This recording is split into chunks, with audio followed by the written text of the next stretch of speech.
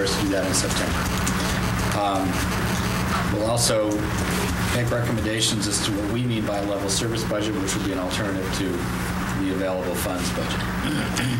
We will expect on October 1st that everybody in town who's responsible for making a budget will have this information, and you'll have meetings with department heads. That Barbara has down here December 9th, which I think is a fine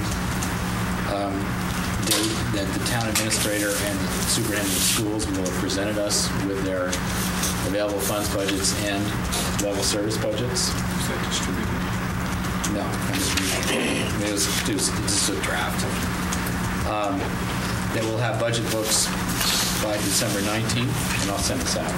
We'll refine this as we go on. And then I just want to spend a couple minutes on, so okay, now we're into January, sort of what happens next. And Pat, you had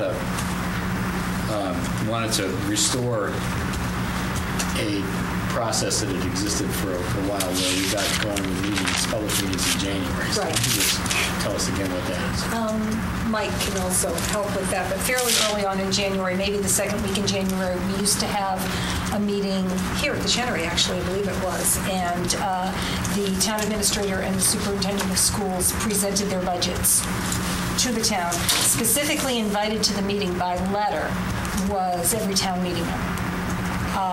Everybody in town was invited. It wasn't at all exclusive. However, specifically invited was every town meeting member. And every department head on both the town and the school side was requested to attend the meeting. And then they answered questions. And so we tried to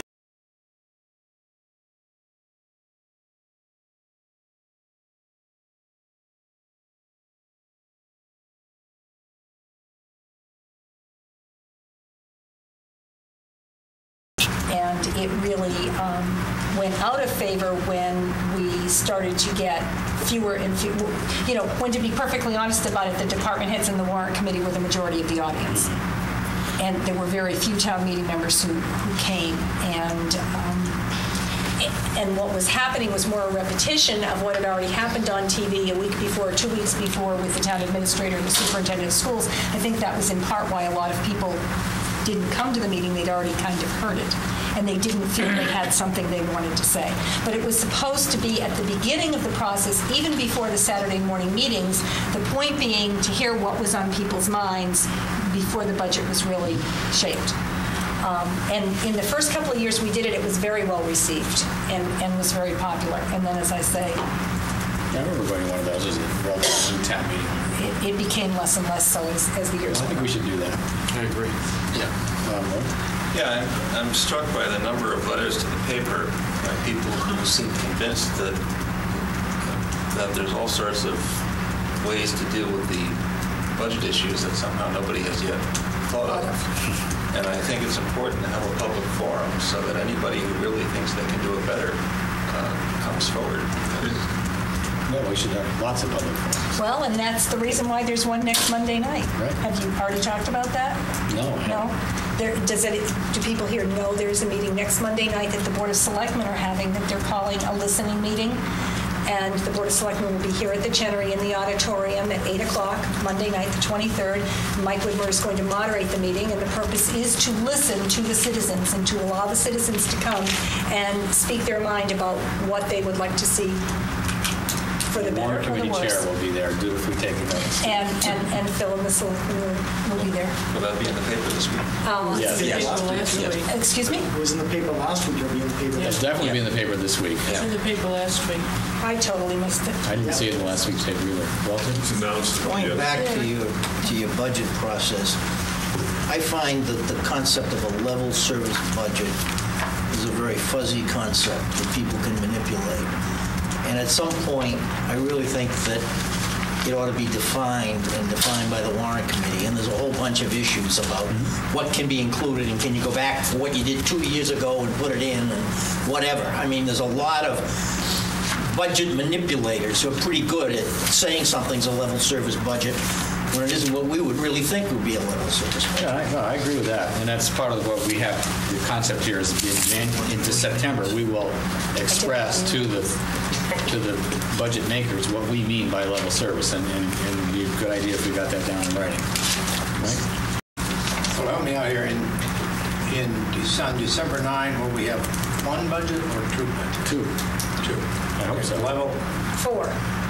Well, For a level service and a 2 from the amount of schools and money 2 that from we the have. town. Right. Let me make an additional suggestion, and that is that somewhere very early on, September, October, we begin a discussion of the override options, so that's on a parallel track.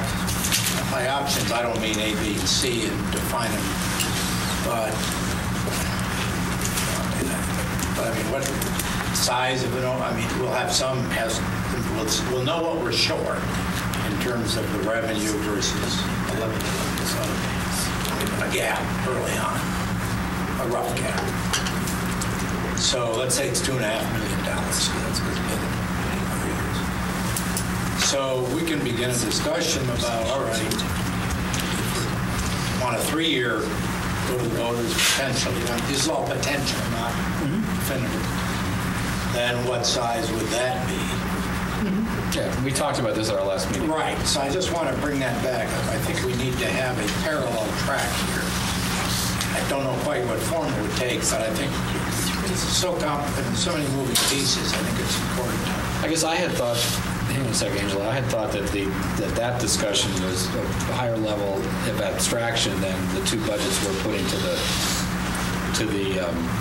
town administrator and the school superintendent, and that we would do that together with the selectmen and whoever else wants to help over the course of the fall. Yes. Yes, that's what I'm suggesting. Yeah. But in terms of a deadline, we want performance on the part of town administrators. I don't think there is as But well. just adding that on. Yeah, I'm going to kick this horse one more time in response to the comment about level services. I think since my first day on the Board of Selectmen, this is a process that I've been struggling with. In my mind, the correct way of doing this is zero-based budgeting and activity-based budgeting. We made an attempt at that with the Council on Aging. We made an attempt at that with the Public Works Department. There was some pretty good information that came out of that. There was a tremendous amount of effort that went into doing what it was done, what was done. But from my perspective, the way we ought to be doing budgeting is based on activity-based budgeting. So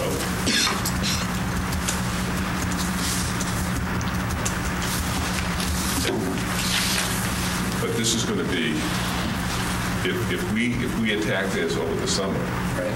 this is not going to be addressed until next year's budget. There's no way that you can do activity-based budgeting starting in September for this FY10. It's just not going to be able to. It's just too much. It's too different from the way it's too different from the way we generate the budgets today. The way the budgets are generated today is we look at what we spent last year, we look at what we spend this year, how much more is it going to cost us to do the same thing we did last year? And the assumption that's always made is what we did last year is something that we ought to do again next year, whether we need it or we Angela, don't. what I'm inclined to do is put you on this group that's going to study this. Have to be here. Yeah, well, you've got some good ideas, though. So anyway, any further on the calendar? And obviously, there's a lot to be refined about what happens in 2000. In response to that, I would suggest that we put Jeff on it because he was there every step of the way with me when we did it last summer. Good idea. Sorry that I offended you in some way. If we put an override on the April ballot, what's the date that you have to make that decision by? Maybe you should just keep that date in mind. How many days in the meeting? Approximately March 1st. I mean, it's give or take a couple of days, but as a time frame, it's whenever the selectmen are signing the election warrant. 35 days, something like that. We definitely want to head into the April town elections with everybody knowing what they're going to be voting on. Okay. And I'm assuming that you got as far as January and the timeline, February, the Saturday morning meetings. We'll work to refine those. I don't want to get those. I don't want to take up time. I'll do something different. Okay. Thank you. Okay, let's do the. So actually, Jeff, I would like to work with you on getting these dates actually down in the document that we can sort of work off of. Let's just do the May 28th meeting minutes really fast, and then let's do the summer projects. Finish it. So we take that. Do we have a motion on the May 28th? No, I don't have a lot of use for minutes, frankly. Well, we come in handy sometimes. Second that. John seconds it. Is there any comment? At least I prefer to think the reason he doesn't want to comment is because they're so perfect. Thank you. We'll leave it at that. Does anyone have a comment? If not, all in favor of adopting the minutes? Aye. Aye. All opposed? It's adopted. One abstain. Warrant Committee summer projects. Does everybody here? I'm going to just pass them around. If anybody doesn't have one, grab it. I emailed these out today. There will be a story in the paper tomorrow about them. So what I tried to do was take my notes and the minutes of our meeting, the last meeting we had, and distill it out to what do we have here? 6 or 7 different projects that we're going to commit to doing. I want to say, as just an introduction here, that well, I'm going to quote Walter from a few town meetings ago. Several years actually. Walter got up in front of town meeting and, in a sort of scolding tone of voice, totally unlike you. No. Told the town fathers and mothers, I guess, that if the town actually had aspirations to come to the voters for an override, that it had to earn it. And whatever was going on right at that moment, Walter's view was that the town hadn't earned it. And quite frankly, I don't think we've earned the right yet to come to the voters. We don't even know whether we need one. But if we decide we need one in October, November, we haven't yet earned the right to come to the voters to ask for that override. And part of these summer projects, part of the idea behind them is for us to be able to do all that we can to get our own house in order, to control spending, to try to control the increase in the future rate of growth in spending, and to be able to come to town meeting, if we need to, in April, with a recommendation. We're going to do it for an override that has a very, very high level of integrity. So that's what I want to accomplish here with these summer projects that will inevitably spill into the fall. We need to get actually some work done this summer. So that's my speech. Just want to amend slightly what you said, Phil, in the sense that I don't want there to be anybody viewing this, that I would say, a wrong impression that we haven't done a lot of good work and made a lot of progress on a whole set of issues dealing with costs. And so when I'm picking up on earning the right, that could be misconstrued. I think we've done a good job so far. I don't think we're all the way there. I agree. Let me just expand on that a little bit, because I think from the perspective of the residents, they see a lot of things. We look at the operating budget primarily here with some focus on the capital budget. But we have very little comment or have been able to have very little influence over any of the construction projects that are going on in town. Right? And even in the case of some of the capital equipment and so forth, we talked at some length about this at the Selectmen's meeting on Monday night, the capital budget. The capital budget is looked at in the context of a capital budget as opposed to in the context of does it make sense to buy a brush fire truck versus doing something else with that money from an operating point. We've got them in these silos of funds so that my concern is that residents see things that we do. They're relatively high visibility, and they react to that. And they say, well, gee, if you bought a brush fire truck, when we have all of these other things, or we bought a new boat under the capital budget plan, or we put granite curbing down at the fire, whatever it is, the voters tend to look at that and lump it all together. And this warrant committee has some influence over all of these expenses, but not a lot.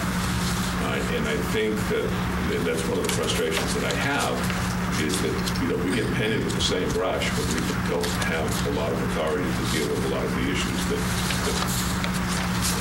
in response to that. I think that I'm not sure what the answer to that problem is, but I as a result of the roads override failure and conversations I've had with a bunch of people in terms of we'll learn more about this on Monday night in terms of why, well, just look what you did. Because you're not spending my money wisely. Why did you put granite or pavers down? Why did you do this? Why did we have this expense? Why did we have that expense? And I forget who mentioned at one of these meetings that you could call them irritants as opposed to whether or not they have a meaningful impact on the overall budget.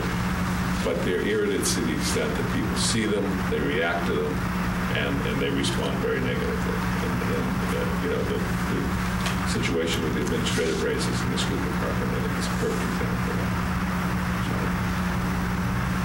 But anyway, here's my list of things that I would like the warrant committee to work on. And I guess a couple points here. First of all, I put the people down on various groups. These are not subcommittees, by the way. They're just working groups. People who volunteered at the last meeting. There's a few of us who weren't on here at all, and we need to, I'd like everybody to be doing something. Some of us are on more than one, which is fine. Some things need a little bit more staffing. For example, number 3, the unfinished business of the blueprint group. What I have in mind here, and I don't mean to jump over 1 and 2 so much as here the consolidation of town and school functions is one of those irritants, Angelo, that got raised at town meeting that comes up every year. We had a group of the blueprint committee or whatever it was called to study that, and Mike was actually on it. So was Pat, and we never. In my opinion, I'm just talking my opinion, we never really closed the business of that investigation. We didn't say, for example, what would happen if we consolidated building services across the town. I mean, recognizing that may be impossible from a political standpoint, we at least ought to be saying to people are curious. They want to know, what does it mean if we consolidated those 2 functions? We have 2 people doing basically the same thing for different buildings. And what would happen if we made one of them in charge or neither of them in charge and brought someone else in? But what would happen if we reorganized that function and all buildings that were owned by the town of Belmont were managed by one person from a facility standpoint? It makes eminent good sense, and everybody's going to wonder why we don't do it. Respond to that. I think, I go back to a study that was done as old as 1985, I think, that these recommendations, so a lot of these were made. The only one that was even slightly implemented was the consolidation of the public works, the cemetery, recreation, and so forth. But all of the other consolidation things that we've talked about, IT, HR, administration, finance, and some of these other things, building maintenance is another one, have all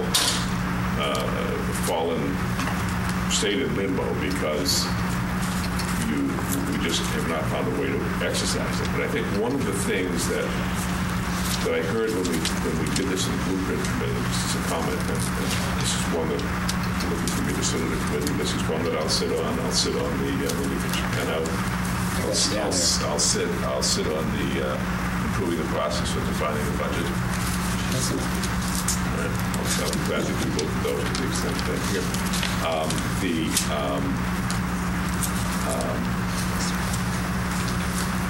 The reason that we didn't do the consolidation was, well, there's not really going to be a cost savings. Well, inherently, that may come, that when you do it arithmetically, that may come as a result of doing it. But I just don't buy it, because I think there are soft cost savings there that we just never... What I would like to do is for us to get us, we need to elevate the Warrant Committee investigation above whether or not this is politically feasible, is to say, here's what would happen. Here's a maybe we can't do it, but here is the potential. If we did consolidate these two functions, this is how we cost it out. This is what we would see. Maybe there are some. I'm equally, and many people in town are wondering or skeptical of the claim that we wouldn't save any money. Another great example is which is a decision that we made a year and a half ago, was keeping the Belmont open. All right. Well, we're really not going to save any money if we close it. I mean, I just don't see how that works. I just don't see how that works. Maybe we don't need the library card to go back and forth between the two branches or something. I don't know. But inherently, there's got to be savings there. So I would like to see from that is just a neutral discussion of what would be involved in consolidating various town and school functions, painful as it might be to people who would have to do business a different way or who might lose their jobs. And we just need to have that on paper. Couldn't agree with you more. Okay. Quite simply, I think what both of you are saying is that at this point in time, let's just take a look and say that nothing is impossible, politically or otherwise. It doesn't mean we're going to look at everything, but approach it from the perspective that there's a possibility here. Yeah. I mean, many communities have a lot of those functions consolidated. Many communities do. And get the phone and find out what the consequences of those are. So is anybody looking this over, or is anyone confused about what the mission of some of this? I mean, I'm not dictating necessarily what each group needs to do. This is self-directed. Sort of taking inspiration from the title and the bullet point. Town budget comparisons, for example. I don't know what we're going to find. That's a potentially huge job. I'd like to add roads to that, too. I would love to find out. You want to add roads to what? I would love to find out what the communities that we have listed in our efforts to promote the roads override Arlington that has a 87% road index, and Winchester that has a high one, or Lexington, whichever those communities were. I'd like to find out what their budgets are and how they spend. That would be part of town. Okay, it was just at school budgets here. Does town. Town and school. Okay. I added school, actually. It was originally just town budgets. Right. I added school because I think it's important for us to Because I think it's important for us to understand how those things are done, how they do those things. Right. Linda. I wouldn't mind jumping in on number 5 with Jim Hyde and Bill Hoff. Great. Okay. And I also want to add, Bill isn't here tonight, but I spoke with him, and we are of a mind, since now gas costs $4 a gallon. Oh, good. Vehicles coming back. Vehicles 103. Here we come, okay? We'd like to just inventory what we've got driving around town. That's big, though. Oh, is it? Oh, well. It's something that we try to do every year. It's being done. Well, in the cars, including which ones are going home at night, unmarked vehicles, all of them. I think it'd be a good idea for Linda and Bill to join with Tom and Jeff on that particular effort. Thank you. Mark? Mr. Chairman, I would love to join in number 5 as well.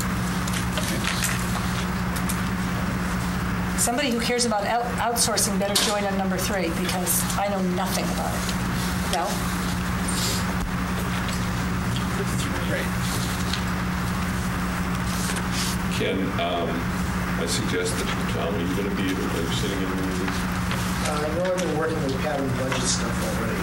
Okay, but We're gonna have the to- outsourcing, you've been, I can give some advice to the outsourcing. and there's an outsourcing meeting coming up on the 24th. Are you aware of that? Well, it's not a consolidation meeting. It's but actually a regionalization. It's a regionalization. It's not necessarily outsourcing. No, it's a regionalization meeting. And I would be preparing to go to Vancouver. So.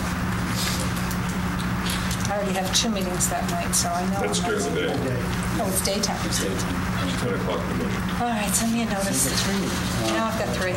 How about number 7 here? Poor Roby's all by himself, and I think you two have some help on this. So. Oh, I'd love to help you with that one. You would? Okay.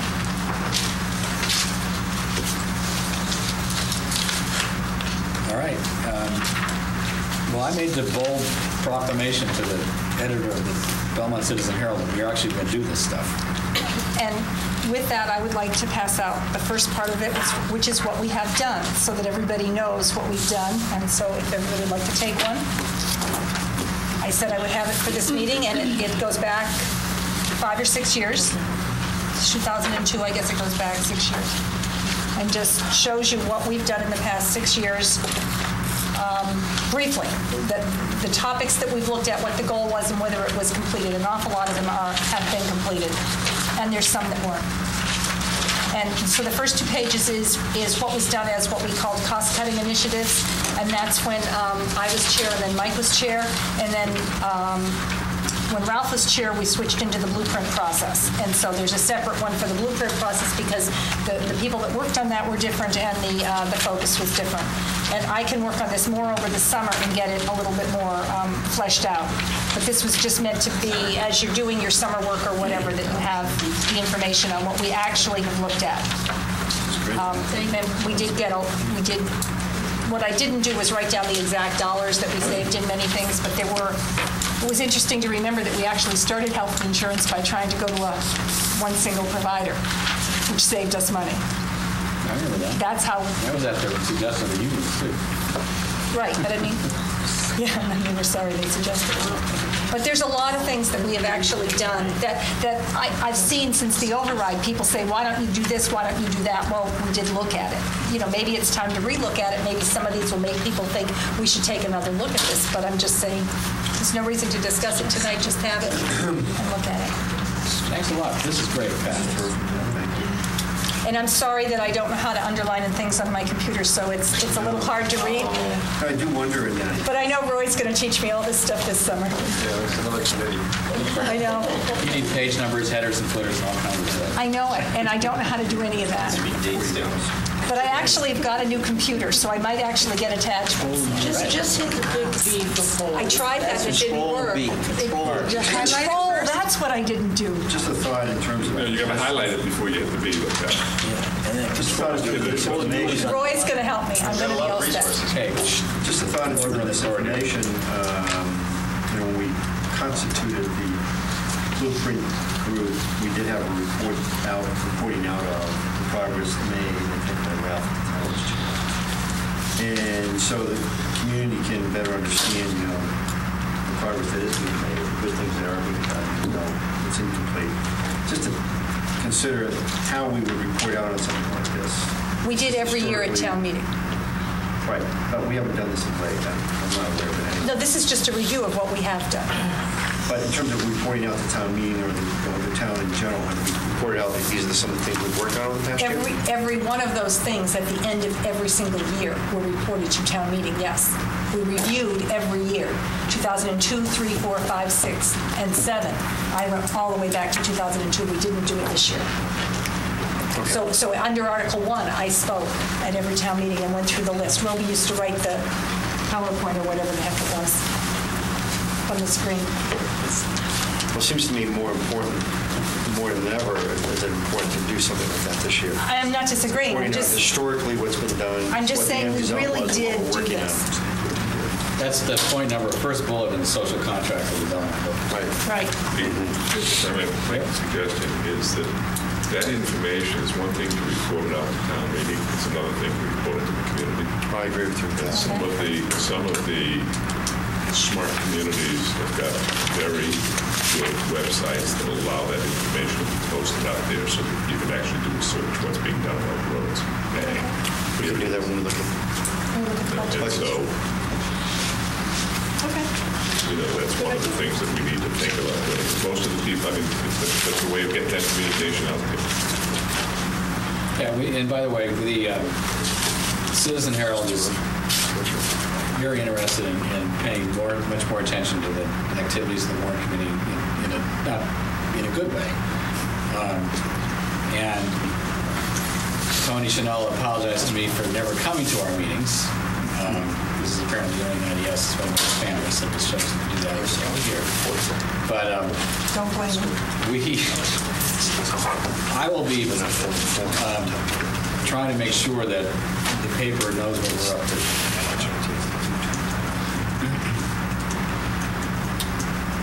So, you've got your groups here. Please meet regularly over the course of the summer. Everybody has everybody's email addresses and phone numbers.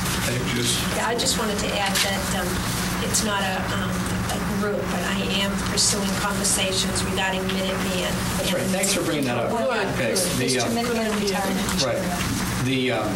Thanks for bringing that up. I didn't put Minuteman on here because there is a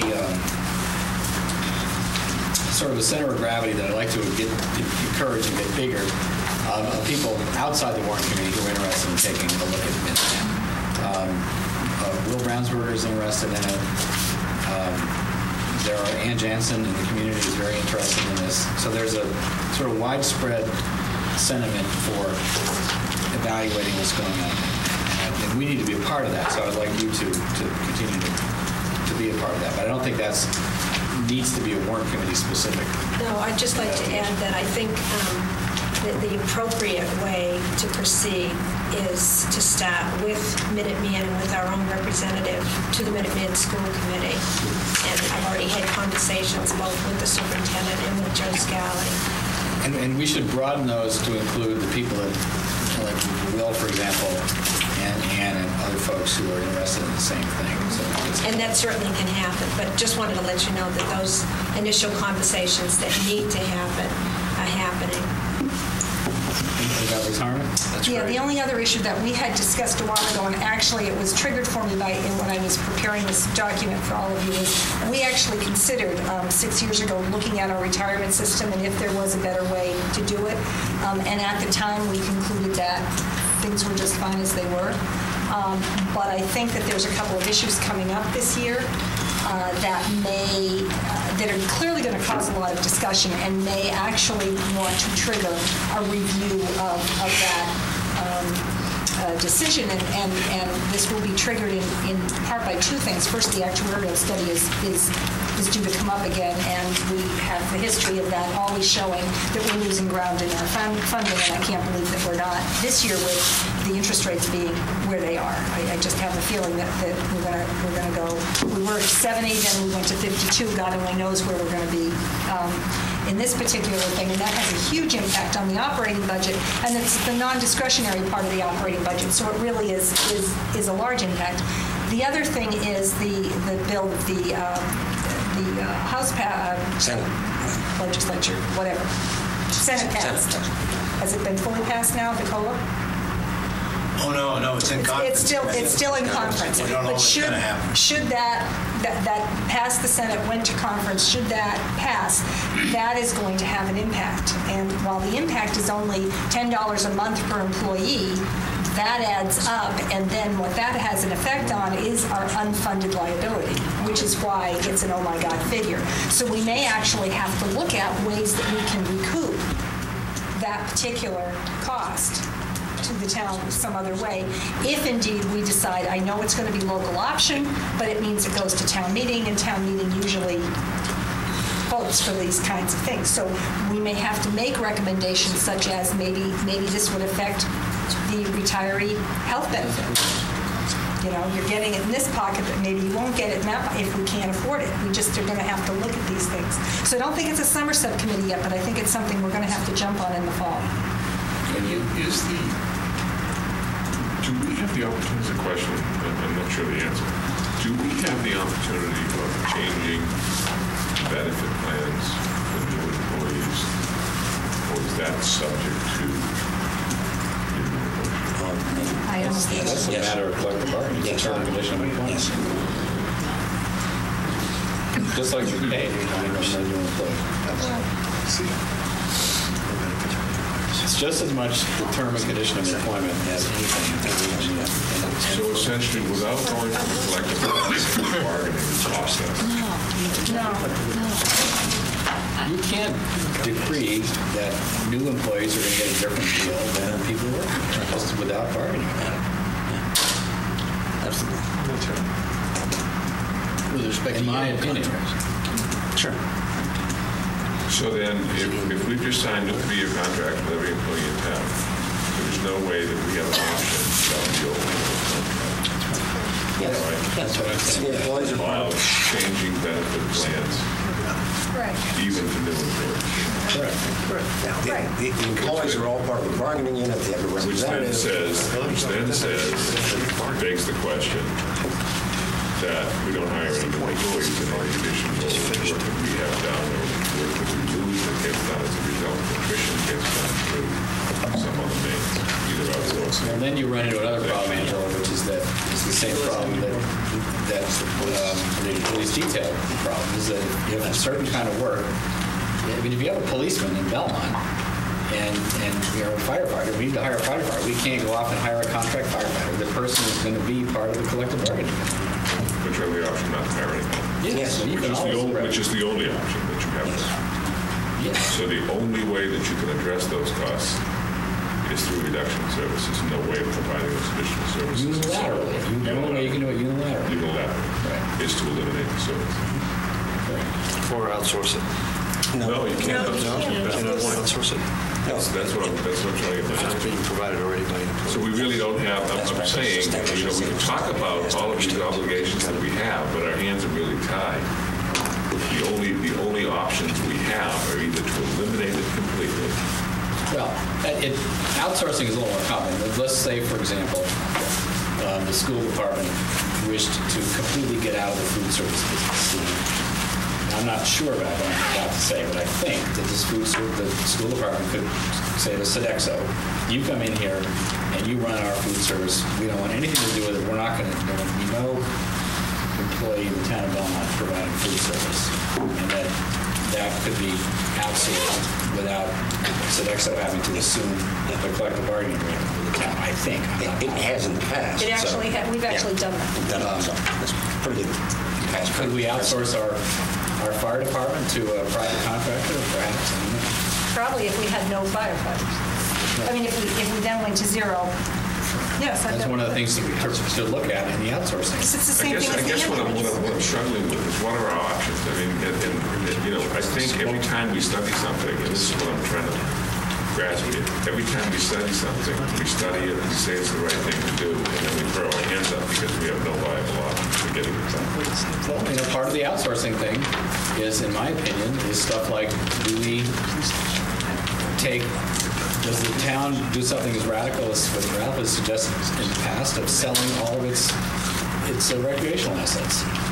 Swimming pool, hockey rink, all the athletic fields, give somebody a 99-year lease in exchange for money and say, here, you operate.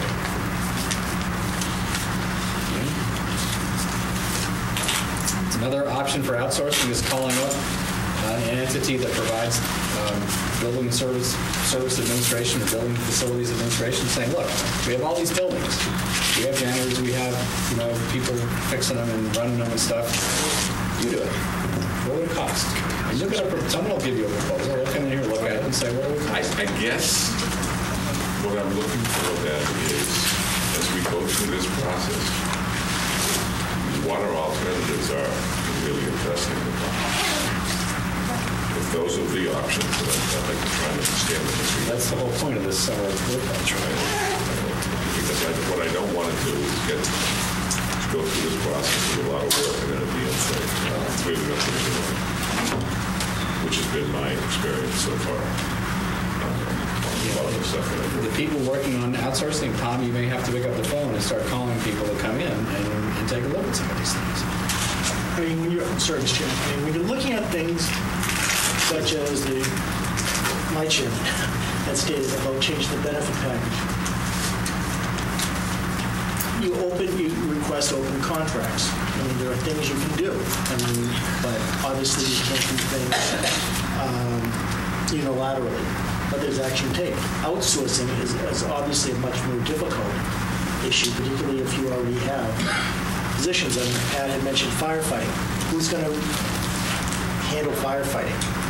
You know, I mean, it might be better if you're looking at those type issues, look at issues that are realistic, that you might be able to. I didn't bring it up. Angelo did, and I just said if you did, I'm not seriously proposing we outsource. I would never suggest that. I think that's a horrible idea.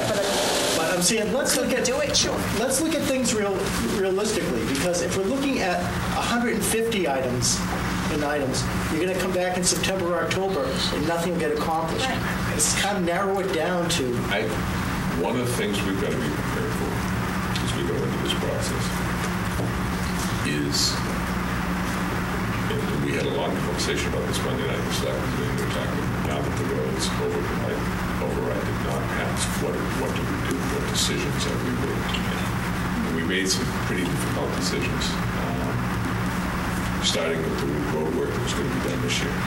The stuff that was actually out to bid right now. We're modifying those bids, and we're eliminating the ground curb, we're eliminating the sidewalks, and we've instructed Glenn only spend money on road surface. Any of the other stuff is not stuff that we can afford to do. Because even though the override didn't pass, the roads are still in atrocious condition and that needs to be addressed. Right? And we have $3 million or $3.5 million. What's the number there?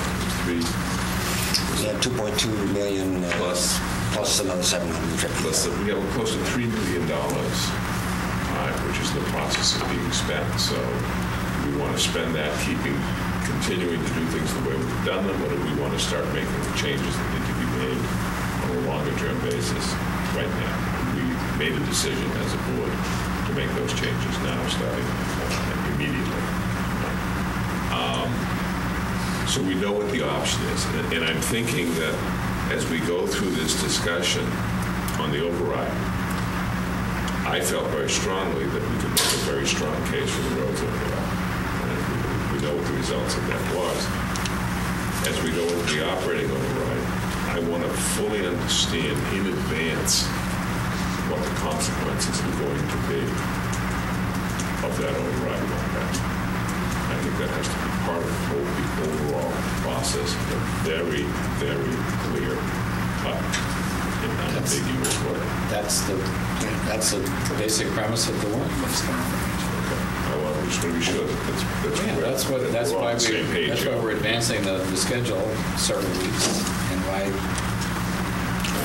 one of the things that we're going to do is present the available funds budget, give the numbers to Peter and Pat Aubin and say, you have until December 9th. We need a budget on December 9th. You know what it means. Just for anybody who's listening, the policy is exactly as Angelo said, and we're focusing only on arterials and collectors right now, only the critical assets, no work on local roads. So that's not part of it. Does that mean the Baker Bridge Street No, it's a club. That's a collection? Yeah. That's great. Baker. Road only, nothing else. Oh, one last thing before we adjourn. Jenny Fallon called me up last week and wondered if the planning board has been a little frustrated with us.